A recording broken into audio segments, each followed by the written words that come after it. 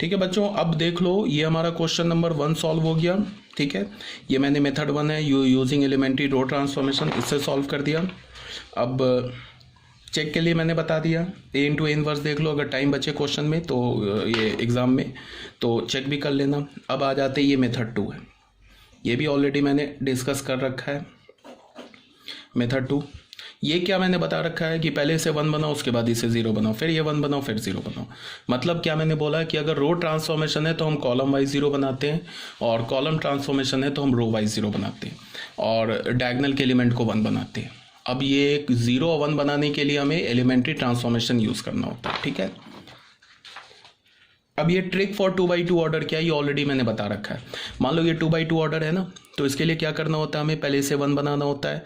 अगर हम एलिमेंट्री रो ट्रांसफॉर्मेशन कर रहे हैं, इसे 1 इसे 0, फिर इसे 1 इसे 0, तो यही मैंने बताया, पहले 1 बनाओ 0, एरो डाउनवर्ड है, इसका मतलब पहले इसे 1 बनाओ, फिर 0 बनाओ, फिर इसे 1 बनाओ, फिर 0 बनाओ। फॉर एलिमेंट्री कॉलम ट्रांसफॉर्मेशन के लिए क्या करोगे, ये 1 बनाओ, इसे 0, फिर इसे 1 इसे 0। ठीक है, 3x3 ऑर्डर के लिए क्या है, पहले ये 1 रो ट्रांसफॉर्मेशन की बात करेंगे, तो रो ट्रांसफॉर्मेशन में क्या है कि इसे 1 इस 2 को 0, फिर इसे 1 इस 2 को 0, इसे 1 इस 2 को 0। मतलब कि रो ट्रांसफॉर्मेशन में हम कॉलम वाइज 0 बनाएंगे और कॉलम ट्रांसफॉर्मेशन में हम रो वाइज 0 बनाएंगे। अब बच्चों ये क्या लिखा हुआ है, ये वही बात लिखा हुआ है कि पहले A11 को 1 बनाओ। A11 को 1 बनाने के लिए 2 ट्रांसफॉर्मेशन यूज़ कर सकते हो, या तो कोई 2 रो को चेंज करो। मान लो कि ऐसा है ना कि तुम ऐसे सोचो, ये हमारा 2 लिखा हुआ है, ये 1 लिखा हुआ है, और इसे हमें 1 बनाना है, तो हम क्या कर दे, ये भी कर सकते हैं कि R1 R2 को इंटरचेंज कर दे। तो ये वाला 1 लिखा है ये ऊपर चला जाएगा, ये अगर मान लो 2 लिखा है नीचे आ जाएगा, तो ये बन गया ना 1 1, ये 1 बन गया ना। तो इसी बात को लिखा है कि या तो 2 रो को इंटरचेंज कर दो तो ये A11 जो है ये 1 बन जाएगा, या तो किसी ith रो में jth रो को k से मल्टीप्लाई करके ऐड कर दो तो 1 बन जाएगा। 1 बनाने के बाद इस 2 को 0 बनाओ इस ट्रांसफॉर्मेशन से, फिर उसके बाद A22 इसको 1 बनाओ, A22 को 1 बना लो। A22 को 1 बनाने का सिंपल सा रास्ता क्या होता है 1 बनाने का, अगर तुम्हें नहीं समझ में आ रहा है, मान लो A22 लिखा 5, तो सीधे सेकंड रो को 5 से डिवाइड कर दो तो ये खुद ही 1 बन जाएगा। तो यह बोला जा रहा है 1/k R2, ऐसे कर दोगे।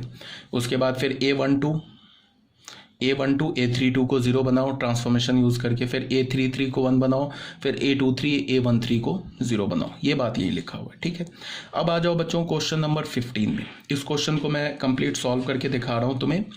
ठीक है, क्वेश्चन नंबर 15 में क्या बोल रहा है, using elementary row column transformations find the inverse of matrix A. Row column transformation use करके ए मैट्रिक्स का इनवर्स निकालो। ये 3x3 ऑर्डर का मैट्रिक्स दे रखा है। ये क्वेश्चन नंबर 15 है, एक्सरसाइज 3.4 एनसीईआरटी से, एनसीईआरटी का क्वेश्चन नंबर 15 है। तो इसको मैं कंप्लीट सॉल्व करके तुम्हें दिखाता हूँ।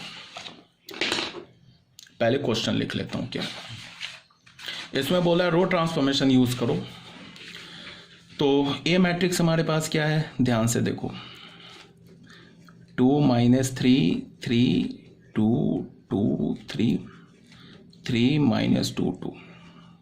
ठीक है, अब ध्यान से देखो, मैं क्या यूज करूंगा, दोनों मेथड से मैं करके दिखा देता हूं, रो ट्रांसफॉर्मेशन से भी और कॉलम ट्रांसफॉर्मेशन से भी। मैं लिखता हूं method 1, method number 1, by using elementary।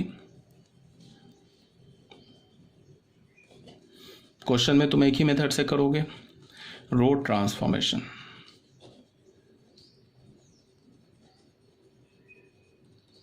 Row transformation से यूज करके तुम कैसे निकालोगे वो बताया जा रहा है।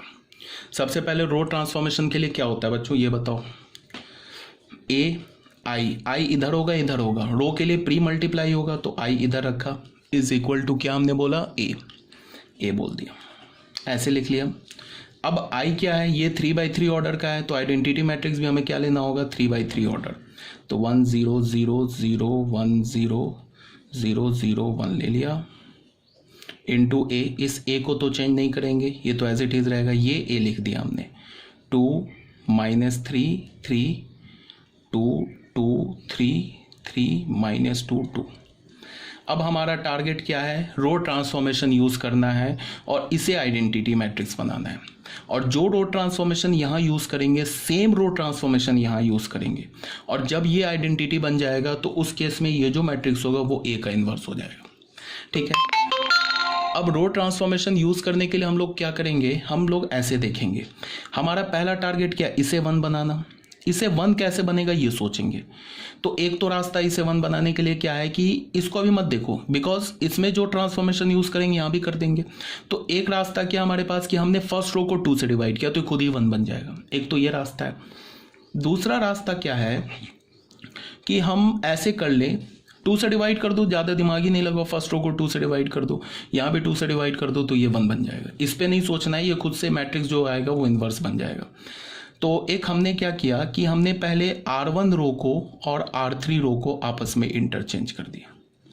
क्यों किया ऐसा अभी पता चलेगा। एक तो मैंने ऑलरेडी बता दिया कि R1 को 2 से डिवाइड करो खुद 1 बन जाएगा, उसके बाद इस 2 को 0 बना दो। तो R1 R3 को इंटरचेंज कर दिया, तो यहाँ भी चेंज करना होगा। यहाँ पे R3 को उठा के R1 में डाल दिया, ये सेकेंड रो जो है वो चेंज होगा नहीं, 1 0 0 रह जाएगा। ये ए चेंज होगा नहीं, और ये क्या हो जाएगा 3 -2 2, और फिर ये हो गया 2 2 3। सेकेंड रो तो चेंज होगा नहीं, फर्स्ट रो को हमने थर्ड रो बना दिया 2 -3 3। अब क्या है